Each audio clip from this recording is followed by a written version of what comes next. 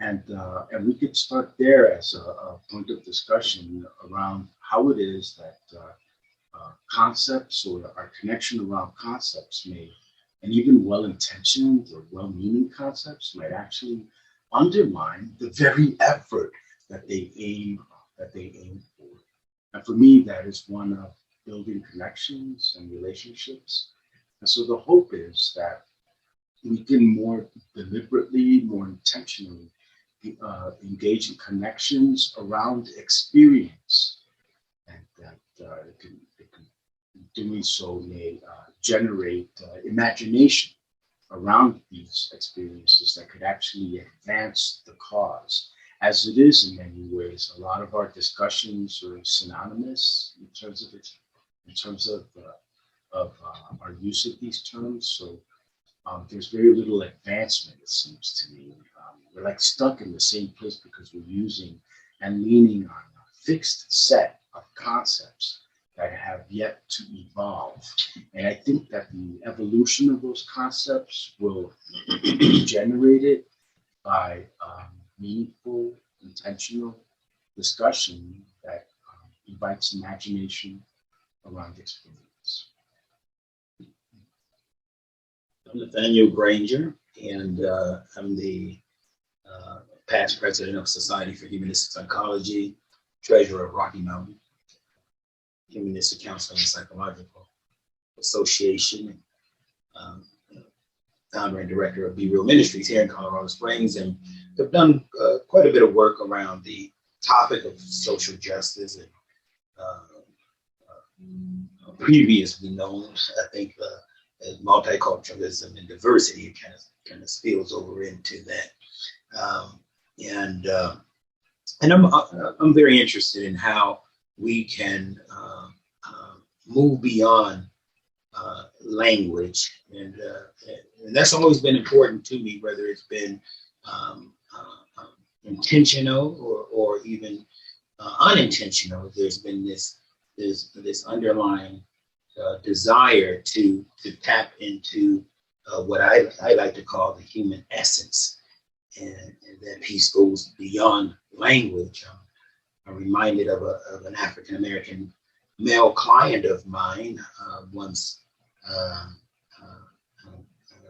exclaimed during a session. He said, "Doc, do you feel me? Do you feel me?"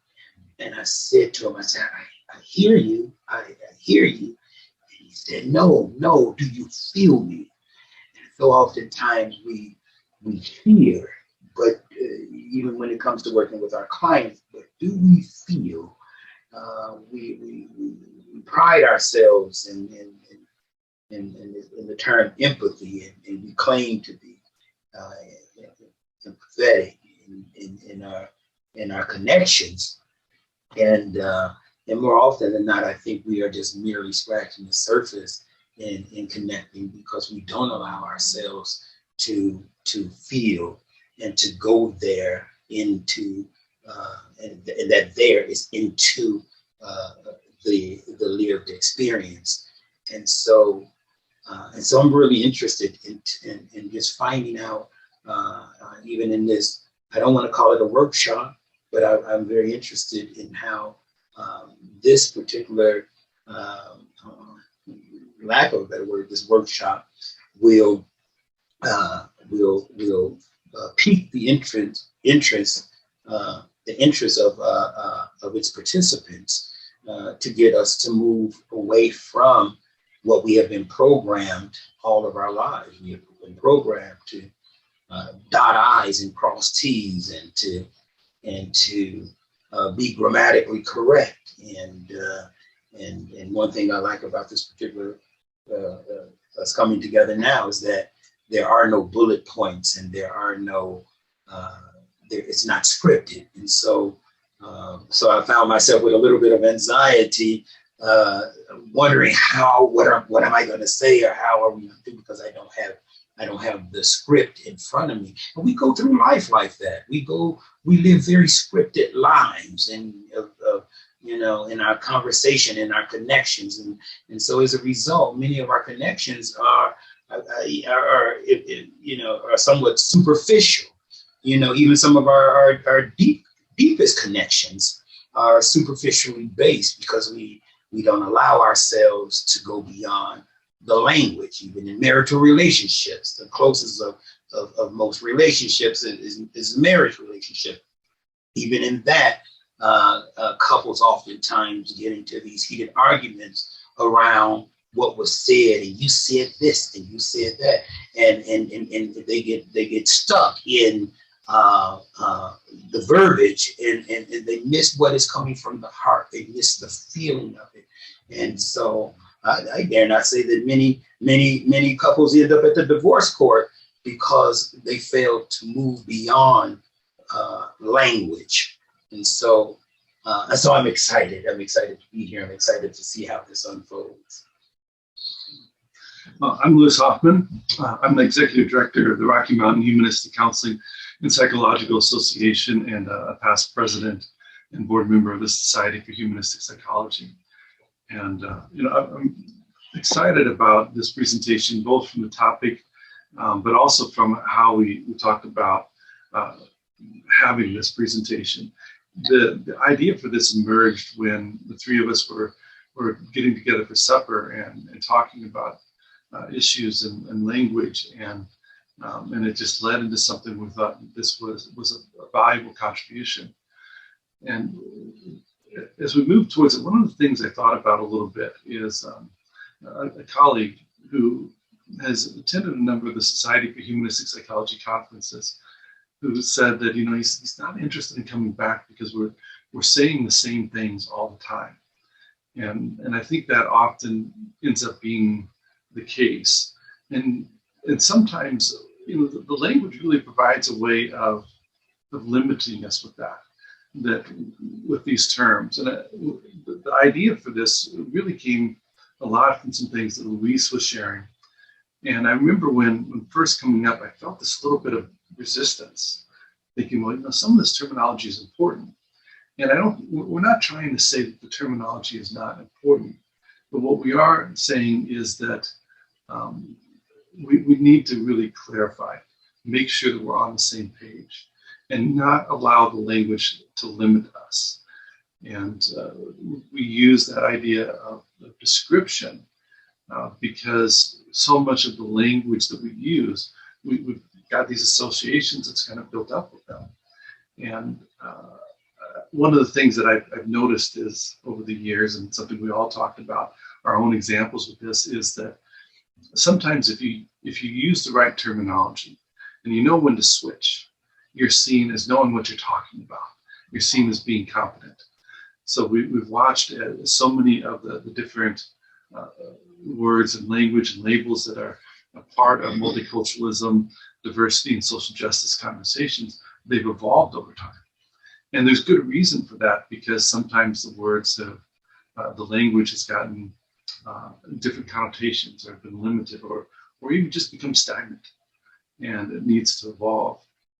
One of the illustrations that came to mind for me recently was hearing someone talk about a situation in which they were facing some challenges, and some of them were rooted to their social position. And when advocating for a little bit of a different situation that would be fair for them, the response was, well, that wouldn't be equitable. Mm-hmm.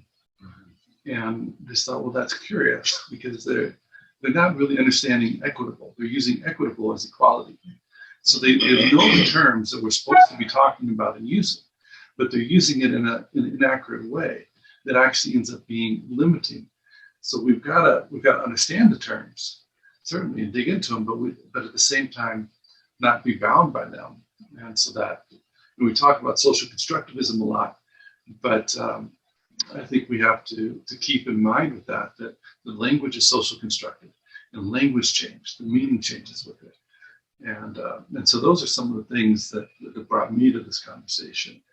And I think from here, we're just going to kind of dive into the conversation. Yeah.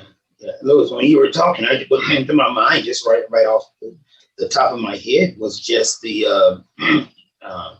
when you mentioned that it's when it comes to language and being socially constructed and how we are impacted by this construction. And what comes to my mind, and as far as language, it's just the term minority. I've always struggled with that term because it seems to imply that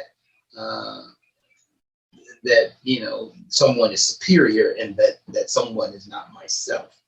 And so I've struggled with terms that would depict me or my children, even, I was talking with my children as they were coming up, you're not a minority, you're not less than, any term that would depict you as being less than.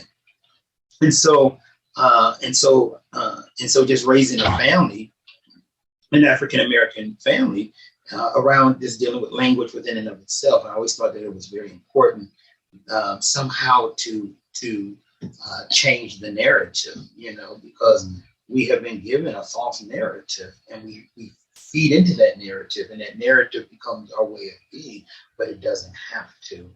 I see it, not to be down religion, I see it within religions, I see it within organizations. And this is what led me to even my studies with microaggressions, and how microaggressions, these denigrating messages that are toward marginalized groups that basically keep marginalized groups in a place that is less than, and many times it dehumanizes those who are members of the marginalized groups. And so I think it's very important when we think about language and how limiting, as you mentioned, how limiting language is. It stands to reason all the more that narratives, which are based on language, has to change. For me, what would get in the way of having narrative change is if we don't have the narrative, and if all we do is connect around these concepts. And in many ways, the risk of connecting around these concepts, like social justice, being a minority or being designated as a minority, or to talk about microaggressions, that those may serve as an overshadow. They may overshadow the actual experience. That these concepts, again, act as an overlay, perhaps, on the actual experience, and the narrative would need to, in my view, emerge from the actual experience itself, not from the concepts that are established now, and the folks will default to in order to draw some connection around relational. I mean, they use concepts, in other words, the use of concepts for connection is what I'm thinking that we want to move from. And so it's impossible for us to talk about social justice without talking about using the term social justice. Can we talk about microaggressions without using the term microaggressions to get at what underlies that concept, to give voice and breath to the experience that, and from that point then generate some imagination around the advancement of language in ways that will portray our movement forward or our staying with or a reflection of. I'm reminded the old adage about debates that says the person that defines the terms wins, and that's so often the case. And I think this is one of the ways that language can serve even a colonizing type purpose. That there's a quote, and I'll read it here. It's from our abstract that was from Lewis Gordon in a book that he wrote on Franz Fanon, and said, it is as if to say that white thinkers provide the theory and black thinkers provide the experience for which all seek explanatory force from the former. And that just really stuck with me when I read that. And it resonated in so many ways that, as a white person, when coming to so many of these, the terms and experiences, I'm always on the outside. And so it's easier in some ways to understand through the concepts. They provide a lens to understand, but at the same time they're narrowing it in and do that. And when I try to understand either of you through concepts, I'm going to miss you. And that's kind of the essence of some of what phenomenology is trying to do, and some of the different ways that we approach interpretation in humanistic and existential perspectives, is not trying to rely upon theory. And we talk about that a lot, not trying to rely upon theory to be able to understand, but rather going to that experience. But maybe we also need to, when doing that, recognize, well, language provides something similar to theory. It provides something that at times can limit. We assumed a shared understanding, but it's maybe not always the case. And if white people get to define the terms, even when other people are talking about their experience, if it's relying upon those terms, it still ends up having a colonizing effect in a lot of ways. And I can tell in myself, that temptation, because it's easier to understand with an assumption of that shared language instead of going deeper. Yeah, what comes to my mind is there's a quote that I've incorporated in my repertoire, and that is, people don't care how much you know until they know how much you care. And it seems as if as I've even grown and advanced academically, it seems as if the older I've become and the more knowledgeable I've become, the less the caring piece connects. I become more heady and more theory based, and sometimes I even feel as if I want to go back. And you hear people say, "Man, I just want to go back to my roots." What does that mean? I want to go back to this essence, this connection that was beyond language, and in some cases sometimes indescribable.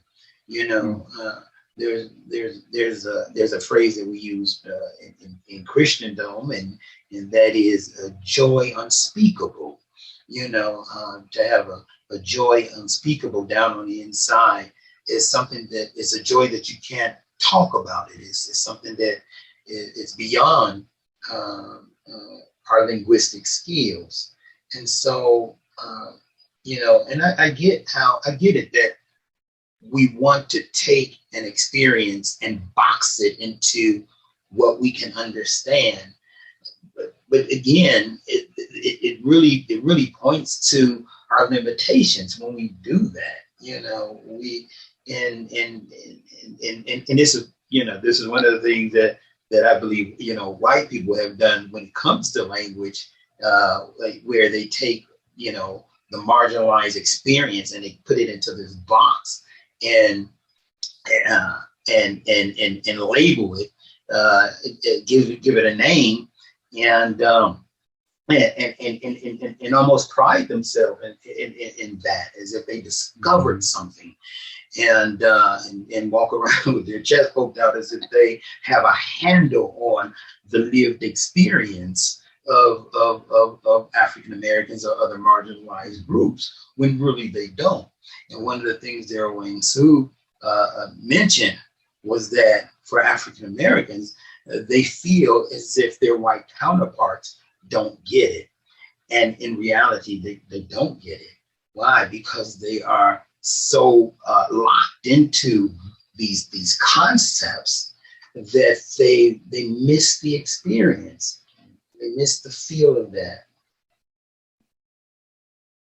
A lot of that focus that you're describing, Nathaniel, seems to me to be grounded in the age-old linear way of attempting to connect with someone that is aimed at understanding someone else. Mm-hmm. right? And I wonder if that's even ever possible. Lots of people would dig their heels in the sand and say, no, it's not. You can't understand my lived experience. But is that even really where we want to go, is to perpetuate an aim that puts our efforts on a slippery slope? That is that you may not be able to get there. And you're going to be stretched in doing so. And instead, I wonder if there's value, instead of this age-old empathic linear effort, to build on, in some ways, the work of Ian Wickramasukera. He came up with this theory called empathic involvement theory, that suggests when a hypnotist and a client come together and experience a convergence around an experience that is equally, well, that is shared, that leads to the hypnotic state. And I wonder if we can build in some ways on that notion, and instead of empathic involvement theory, call this effort that could generate new possibilities, generate imagination in ways that are ethical, that has everyone be a part of the emergence of this naming, this holding of an experience, that we could instead do that by relational, empathic involvement, that we would converge around an experience, period, not my understanding of your experience or your understanding of my experience, but an experience of what it's like to have two people even try to understand one another. Yes, yes. And that through that, we can arrive at some generativity that could perhaps move us forward. And be engaged in a practiced and experienced way with social justice. What really strikes me with that is it calls us all to be vulnerable, because in language, it protects us. It also can be a source of power in a lot of ways. That, you know, I've observed this in myself at times, where when particularly in contexts where I'm having a conversation with someone, that it's obvious that they're very defensive, they're very wary of social justice, and I notice the temptation in me to use language in a way that exerts power over the other person. And I was thinking about this when you're talking about that job interview experience, asking people, and what do you mean by social justice in that context? And I thought that was interesting. And we've talked about this before, but one of the things that I noticed within me today, thinking about, is that, you know, that's something with clients that I very naturally do, and I'm guessing a lot of us very naturally do, is that we will ask clients about, you know, when they use language, to clarify what they mean by that. But when we get in these academic circles, and when we get in these social justice circles, a lot of times, all of a sudden, we don't use that. We start to rely on some of these assumptions about the terminology. And that might be some of the disconnected times that we have. But that process, you know, that you're talking about, kind of building off of Ian's ideas, when we allow ourselves to be more vulnerable, when we allow ourselves to let go of that power, when we allow ourselves to not use cultural humility as a term, but to live on cultural humility, that all of a sudden it's something different. But there's a risk in that. And you know, I wonder if some of the challenge is a lot of these conversations that happen in academic circles. We know that a lot of those academic circles are predominantly white, and I can't help but think that some of that isn't what ends up constraining it and limiting it and pushing us to language, because there's so many people that look like me that's more comfortable, and we often don't want to give up that position of comfort. We don't want to go into that that vulnerability. So we rely upon the terms, the knowledge, and these other things, even as a source of protection, as a source of anxiety. It'd be fascinating to see if there's even a way to study that some is how when we feel vulnerable or threatened, our language changes. Wow, Louis, you know what? I just have a question. Have you found that with white males particularly, and allowing themselves to be vulnerable, have you found that people of color seem to be more free when it comes to allowing themselves to be vulnerable? And I guess where I'm going with this is the white privilege. You know, that is something that is so dear and near to white people's heart, whether it's conscious or unconscious. They're not willing to relinquish that perceived power. Well, if I don't have that perceived power, I'm already vulnerable, and so allowing myself to be vulnerable is it seems as if it's a little more natural than it is for someone who has this power. So that's just a question I was just wondering. I don't think I can answer it. You know, I think it's a great question, but you know, in part because it's going to be different being vulnerable with me as a white male, you know, with letters behind my name and all these things, than it's going to be in a situation with other people who are not white.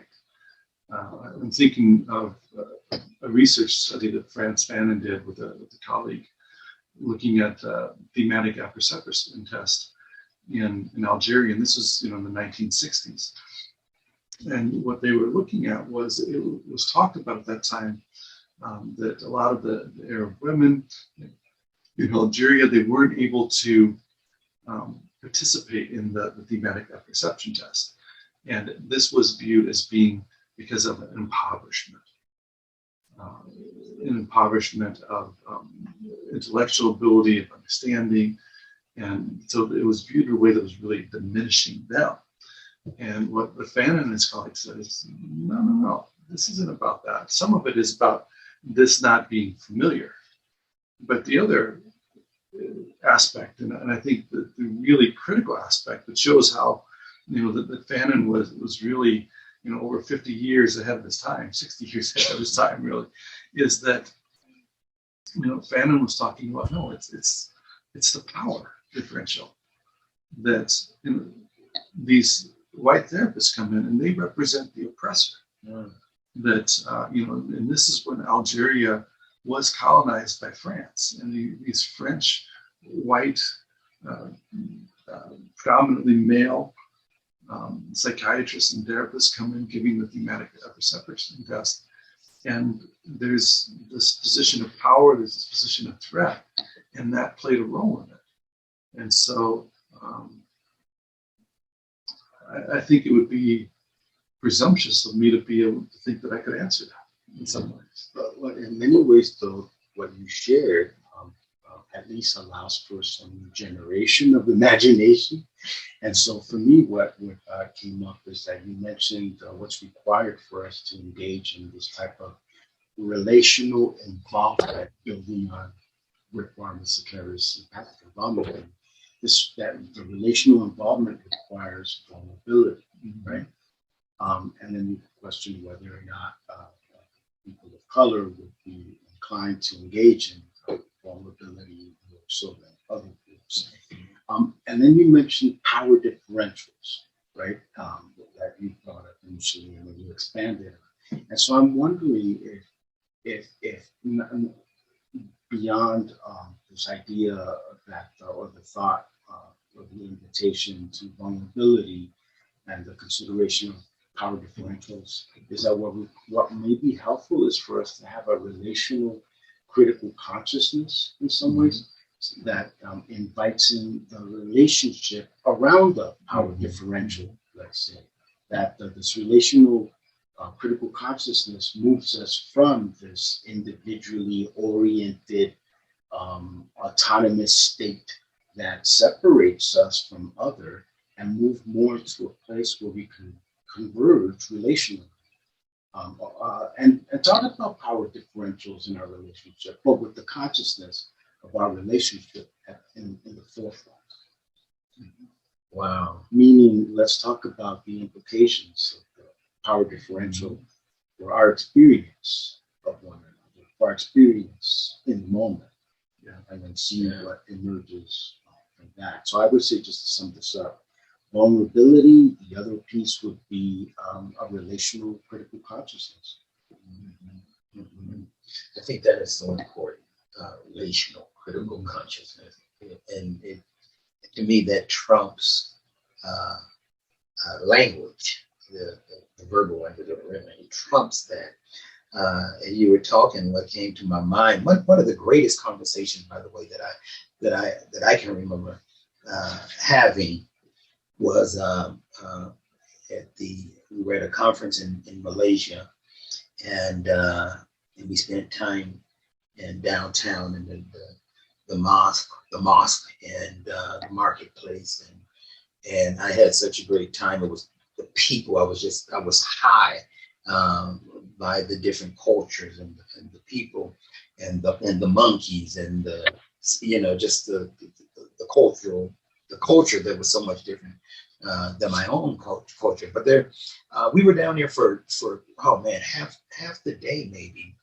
And when I first got down there was a gentleman we caught eye, and I didn't know his story. He didn't know my story. I assumed perhaps he was Muslim, based on maybe his the religion in the area.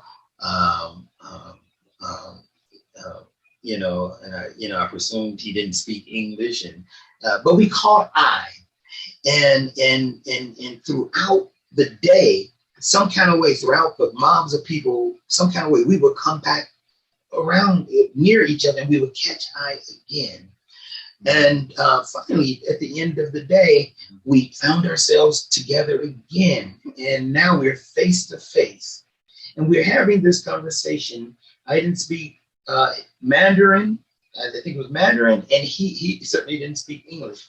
We didn't understand each other's language, not one word of each other's language, but we understood each other's humanity. There was such a powerful connection as we stood there for 15 minutes trying to get the language together and realizing that we're not going to understand each other's language. But we stood there in silence and we looked at each other and we understood each other's humanity, and we felt that. It was such a power there. And that was one of the greatest conversations I ever had. I'm going to tell you, Louis, if it's okay, I just got to comment on this. Yes. The part that stands out for me in what you shared is how you guys, you connected, you saw each other.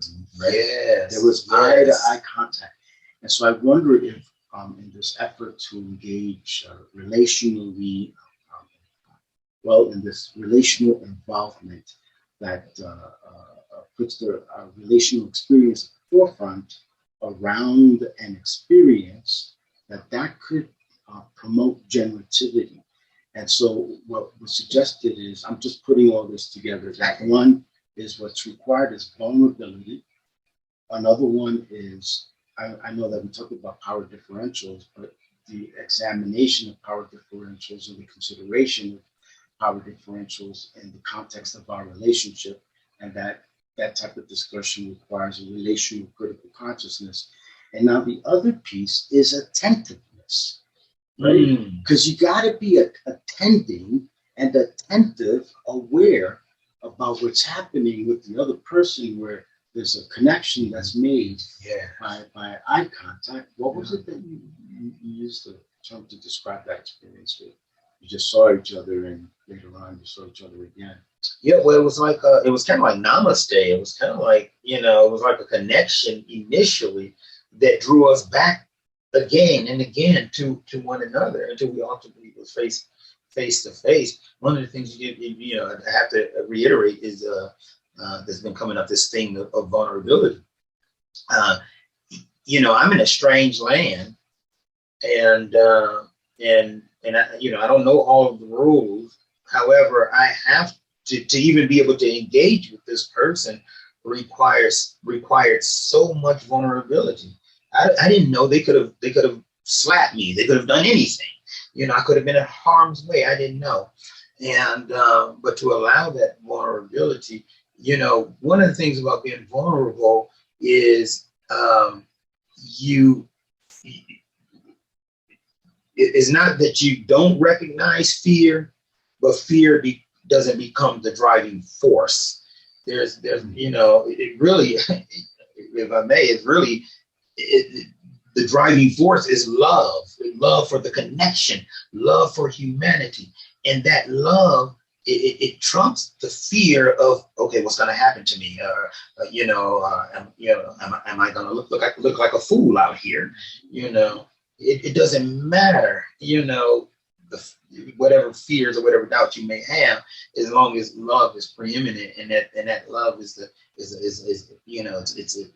not certainly not an eros love. It's certainly not a sexual attraction, but it's even deeper than that. This humanistic. It's almost like my existence loves your existence, and I need to meet you there, as opposed to language, as opposed to hello, and you say hello back. How's your day? It's much deeper than that. Edmund Lewis has this card on his wall. He used to. I don't know if it's still there. That said, the greatest gift we can get of another is rapt attention to their existence. And I think it's so beautiful, and particularly that word existence there, Yes. because there's a fullness there with that. And one of the things I was thinking is talking about the relational component here is that an implicit within the relational, within humanistic and existentialism, is that it's an embodied relationality. It's not just communicating effectively or with understanding. Right. It's communicating with feeling, which gets at your example there. And here I go doing one of these white male things, of looking at the understanding piece here. But this is wonderful book that came out recently, Fanon, Phenomenology and Psychology. And see, we're talking about communicating without words, and Arya is giving us a great illustration here. But one of the things that really captured me in that book was this idea that there's a comparison between Merleau-Ponty's idea of kind of this corporeal schema, that we all have access to this aspect of experience. And Fanon brought up a different idea that he talked about, that we had to, through that, we had to, or kind of trying to remember Fanon's particular words on this, but kind of below that, or more primary before the relationship, is this historical racial schema that impacts experience. And he's talking about this particularly in reference to Black individuals coming from his experience, but that for him, that was something that was so fundamental that that it impacts everyone. And so there's aspects of this history, this racial component there, that's constantly going to have an impact. So while we try to get to that experience of each other's existence, we have to recognize that limitation in there too, based on some of that foundational aspect of our experience that is impacted by culture. My mind just went off to the left a little bit as you were speaking, and what just came up really was just the term Black Lives Matter, and the thought, you hear people think that it's a terrorist group or that it was originally predicated on hate, and it wasn't. What it was, it was just saying, it wasn't saying that other lives don't matter. And so when you see it rebutted with the term "all lives matter," what that does to Black Lives Matter, it demeans the experiential reality of the Black life when you rebut it with "all lives matter." And so so Black Lives Matter is not saying that all lives don't matter, but what Black Lives Matter is saying is that since all lives matter, Black lives matter too. And so I think within that, I think, one of the struggles when we look at it relationally is that the concepts, knowing concepts about my Black life, let's say, it does me no justice because it's not telling me that I matter, because the premium is placed on you knowing about my experience, knowing about what I do, as opposed to you wanting to know my essence. You want to tap into my world.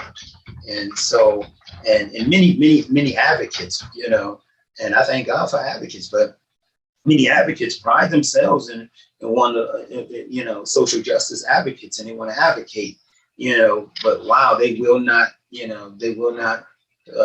walk a mile in moccasins, and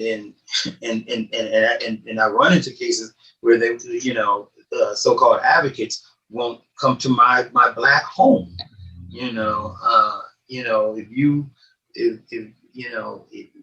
That's why eating is so important. Eating, you come into my home to eat. Eating is one of those things that we do socially that transcends language. Mm-hmm. It's something very powerful to be able to eat together. There's an unspoken language if we can sit at the table and dine together.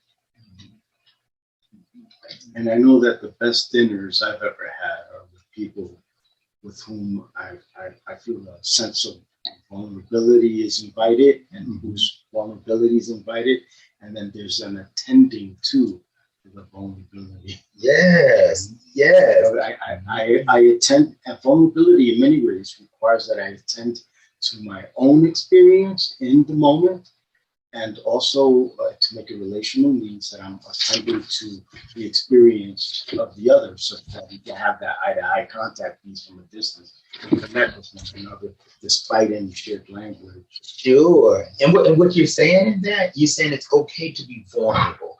You are, I think we're programmed to think that being vulnerable means weak, or something is wrong. I'm broken if I'm vulnerable. But when you attend to it, you are saying it's okay to be vulnerable. You're vulnerable, I'm vulnerable. And I think this in this, you recognize as Lewis mentioned, as far as one's existence, because it's so whole, it's full. When you attend to someone's vulnerability and they yours, then they accept your humanity and they say, you know what, it's okay. It's okay to be you. It makes me think of, I think it was Eric Byrne, the I'm okay, you're okay. The transactional analysis, where it was, where people walk around, I'm okay, you're not okay. We see this in our society, and sometimes privilege ties into that. I'm okay, but you're not okay. And this is one of the things that keeps marginalized groups marginalized, because I'm okay, you're not okay. And what happens then, you find those who feed into that narrative, and they start believing that, and they believe it too. So the marginalized people take on the attitude, I'm not okay, but you're okay. Mm-hmm. And so now I feel I can never reach this level of okayness because I'm not okay. And so that, of course, I can go on a tangent with that false narrative. But then, ultimately, in that, the goal is to, come to a place where I'm okay, you're okay. And that's not to say that, I'm okay with your crap. It's not to say that I'm okay with your heinous crimes or whatever the case might be. And neither, do I want you to be okay with mine. But what it is saying is, again, this vulnerability piece, is saying that I'm okay. I'm okay with your humanity. You're okay with my humanity, and vice versa. I'm okay with my humanity. I recognize my limitations, and you recognize yours. And I feel like I'm on a tangent, but then too, and I know sometimes in humanistic psychology, some of the things that Fritz Perls, and some of his, I guess his theoretical stance sometimes may not align totally with existential humanistic psychology, but man, one of his greatest pieces when he said, "I do my thing and you do your thing. I am not in this world to live up to your expectations, and you are not in this world to live up to mine. You are you, and I am I. And if by chance we find each other, it's beautiful." That's why I'm very comfortable with what you frame as tangential statements, or that you're going in that way. Actually, I think that there's an invitation that allows for us to go where the trail will and off the trail too. Yes. And then through that engagement, through that connection, is imagination and advancement and all types of possibility. It's beautiful. It can be beautiful. It's beautiful if we allow ourselves to go there. But we have these stop gaps in our communication, right? I'm doing this, or somebody judging me to be doing that. But that's a part of the experience, whatever that is. Yes.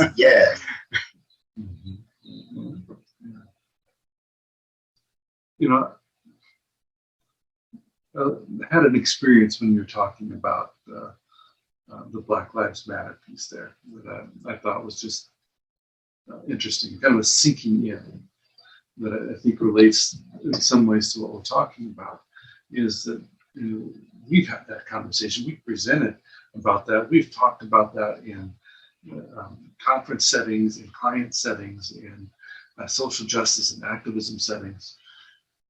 But one of the things that I was hearing you talking about today, and I think in part because of the context of the conversation, what I started reflecting on is that I've never questioned if my life mattered. Even at my most insecure moments, I never questioned that my life mattered, in the sense that if something happened, that people would stand up. And that's very much part of the whiteness. That I know that that's part of the white privilege that lives in me, that can't help it, the white supremacy that can't help it in me. That I've never had to question that. And to try and put myself in a position where I would have to experientially is extraordinarily difficult to do. Conceptually, yeah, but it's so different when it's conceptual as compared to when it's, when it kind of thickens that experience level.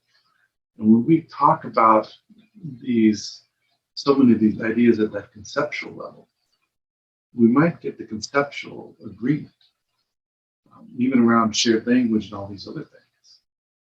But it doesn't mean that we're having the same experience. Louis, have you thought about the implications of having that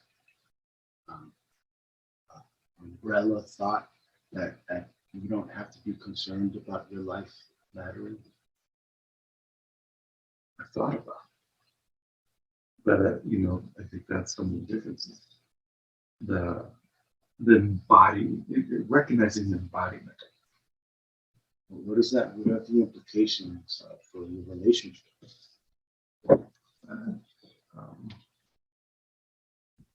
Good question. I mean, the first thing that comes to mind is there's a sadness there. It's you two are two very important people in my life, not just as colleagues, but as friends and as people that I trust and count on in so many ways. And that's a gulf there. So, I even feel the sadness in my eyes as I talk about this. I feel it in my chest as I talk about this. that there's a loneliness there, and I don't want that divide. But yet, at the same time, I recognize there's nothing I can do about it. And if I'm completely honest, if I was asked, do you want to give that up? That wouldn't be an easy thing to just say yes to. No matter how much, I want to talk about social justice, advocate for it, take risks for other things. There's that reality there. Wow. What comes up when you share that, Lord, is that you make me think now that, just in reference to mattering, never having to think, if I matter. And my experience is that the need to matter is always there with me existentially. I feel as if, and I think culturally, I should say, that I think because we are bombarded with the messages that we don't matter, we either hopelessly succumb to that message and become self-destructive, even, or we go to great lengths to matter. Our whole life almost it becomes about ways to matter, and that's always even in relationships, even with friends and husband, wives, and spouses, it comes up. It's not what you do for me, but do I matter? And so I find that very, very, very. I find that piece. We're talking about language. I find that unspoken language very important when it comes to relationship, in that I have to know that I really matter, and so I guess there's a depth there. Again, going back to the client, do you feel me? If you feel me, you really feel me, then I must matter. But if you don't feel me, on the contrary, if you don't feel me, and I've seen this in relationship where a husband and wife in the African American community, where they may have been married for a long time, but they weren't feeling one another. And the tears are there because well, I hear you, and they sit there, well, I hear you. No, but you don't feel me. So, so that feeling is very important because it says, again, that you matter.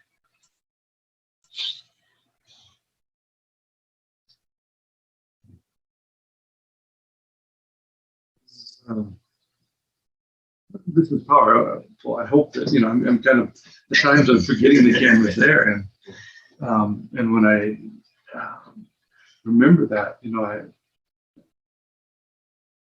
I'm noticing that I'm hoping that the people that watch this connect with the feeling component of it.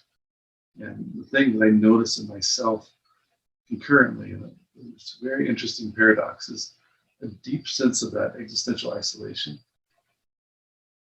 And kind of through that, a connectedness right now at the same time. And it's a beautiful paradox that I really appreciate. And I wonder even if that's almost a type of embodiment of cultural humility, to be able to hold that isolation component there. Is it possible to hold the isolation component while being relational? Yeah. And I would say that that's the aim. I wonder if ethics could be a part of this discussion, relational ethics, to be more specific, where we move towards multilateral fairness and engaged and being just engaged in that process, I think promotes generativity, especially as it pertains to fairness and I think justice. Wow. Lewis and I have gone back and forth because I confide in Lewis a lot of times, and things that may be right on the borderline, and Lewis at times has had to point me back to ethics as far as practice, and I know ethically we can't have dual relationships, in our practice. It's frowned upon. Ethically at the professional level. At the professional level, yes. It's frowned upon. But then at the cultural level,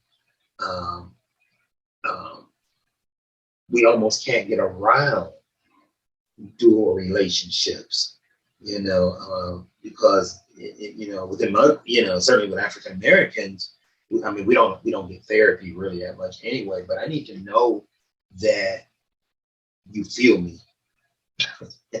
I need to know that there's a connection deeper than deeper than language, deeper than what you're talking about, deeper than a cognitive level, before I can even trust you with my heart. Yeah. And so many of my clients, and I can say this, I may not recommend this to my listeners. It just, I might be a little different, but many of my clients, I'm very close to my clients. I don't need a bunch of superficial clients. I don't need 100 superficial clients. I'd rather have 10 very close clients. And in the therapeutic relationship has to move beyond the office in order for it to be therapeutic. It will never be therapeutic just in an office. In the Black in within my culture, it has to move beyond the office, just as the experience has to move beyond language. And so much of my therapy is done. I had a client yesterday, a young person, and her tires were low. But she's a new driver. She's scared to drive. Her tires were low. There's no male figure in her world. And I went over to her house, and because she said, I don't want to drive back to G. And she gave me her keys. I took her keys, and we went to the AutoZone, and I got a tire gauge, and took her to the air pump, and I showed her how to check her tires, put some air in her, got her tires at the proper level, showed her in the door, in her frame, that this is where you could see, how much your tires need. And then we drove back to the house, and when we got to her house, he said, well, Dr. Granger, you want me to parallel park? I said, sure. So I got out and got back in on the passenger side. She come back around. She parallel parked and got out and goodbye, jumped in my vehicle and left. But that was therapy beyond, the office, because it's part of the relationship. And I think a lot of the ethics relation speaking in our ethics code, the implicit is that it's really, it's a very white Eurocentric ethics code. And, it's one of the things that saddens me so much is we try so hard to export this. And I'm doing work in China, it comes up all the time where, as they're trying to develop ethics codes there, they rely so much on the United States and some other countries that are predominantly white, and I just think, boy, that's a mistake. And, it saddens me because there are some real limitations, and I understand, and a lot of those limitations, why they came about, I can see the good intentions with them, but there's still a limitation there, and I think there's an interesting parallel there to what we're talking about with language. When we reduce ethics to these codes that we cognitively understand, instead of the principle underlying it, which is do no harm, and and try and help, a lot is lost. And maybe we need those more clear laws at times, or laws and ethics codes at times, in some situations, and to create some language around communication, but at the same time, it's limited in so many ways. So like even with ethics, there has to be some cultural flexibility. Yeah, absolutely. Yeah, but I think that makes a lot of people uncomfortable when we're talking about it. I think we are actually here at our point, though. So I'm wondering if we each want to maybe share some final reflections as we wrap this up. Well, wrap this up, at least this portion of it. I think that the conversation is going to go on. But, Yes, it will. Yes, it will. Maybe wrapping it up will include each of us contributing in some ways around what we pointed out, which is one, and in order to move towards a place where we can engage in a generative relational experience that advances, promotes imagination, that provides possibilities. I mean, we want that as an aim, that that connecting at that level and building on with Ramesakera's empathic involvement theory and moving towards relational involvement theory, that this effort to connect at this level around an experience in the most meaningful way of the experience beyond concepts is going to require vulnerability. And the other one is that it's going to require relational critical consciousness, that is an awareness of our relationship, not just my experience and not just your experience, but our relational experience, and bring that at the forefront. And then the other one that emerged during our conversation is the importance of being attentive or attending to another. And the other one was relational ethics, moving towards consideration of one another on a multilateral perspective. And by the way, that builds on contextual therapy a la Naj. And so I think that's what emerged from our conversation. And maybe we could each just share a little bit about each one of those or expand on those, or maybe we could just end here. Well, let's let it do what it do. Just, So, one of the things, when Louis mentioned wrapping it up, what quickly just came to my mind is, certainly we're not finished with this, and we will continue to talk about this. A term that we use in therapy quite often is, with a client or a session is terminate. And I was talking to Louis some time ago that we need to get away from that term, terminate. And so what we're doing here, even though we have aims, we have to understand that this is perpetual. It's not that we're going to reach a certain point and it's like, aha, we got it. Okay, boom, next. No, this is perpetual, and it's a way of being. It's a way of relating. And so I think we have to really be mindful of that. So, yeah. What's striking me is we've got to hold on loosely to the ideas, the language, the concepts, so that we can shift to the place of embodiment, the heart, the relationship.